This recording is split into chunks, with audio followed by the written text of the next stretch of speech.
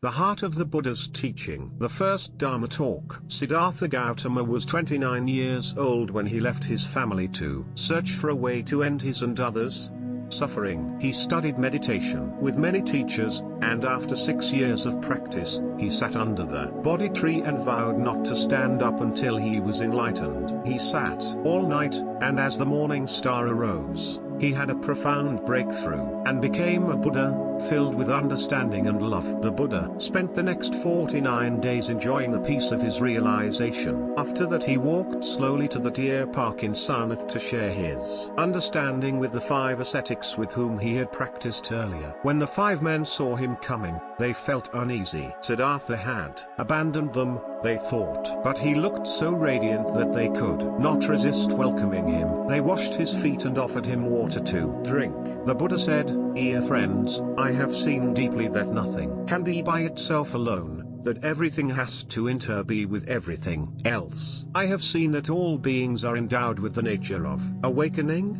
He offered to say more, but the monks didn't know whether to believe him or not. So the Buddha asked, "Have I ever lied to you?"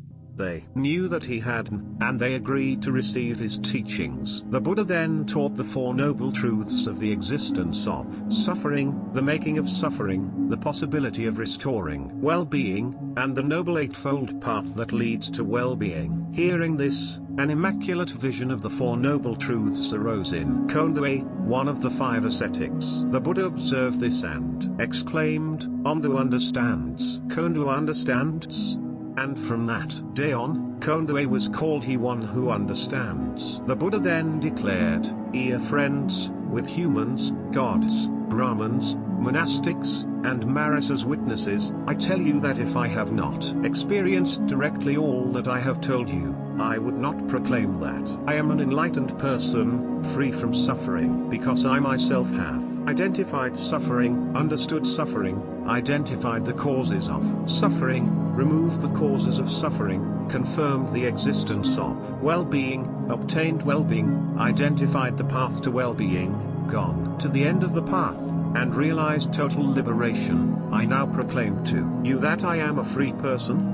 At that moment the earth shook, and the voices of the gods, humans, and other living beings throughout the cosmos said that on the planet Earth, an enlightened person had been born and had put into motion the wheel of the Dharma, the way of understanding and love. This teaching is recorded in the Discourse on Turning the Wheel of the Dharma, Dhammacakkappavattana Sutta. Since then, 2,600 years have passed, and the wheel of the Dharma continues to turn. It is up to us, the present generation, to keep the wheel turning for the happiness of the many. 3 points characterize this sutra. The first is the teaching of the middle way. The Buddha wanted his 5 friends to be free from the idea that austerity is the only correct practice. He had learned firsthand that if you destroy your health, you have no energy left to realize the path. The other extreme to be avoided, he said, is indulgence in sense pleasures,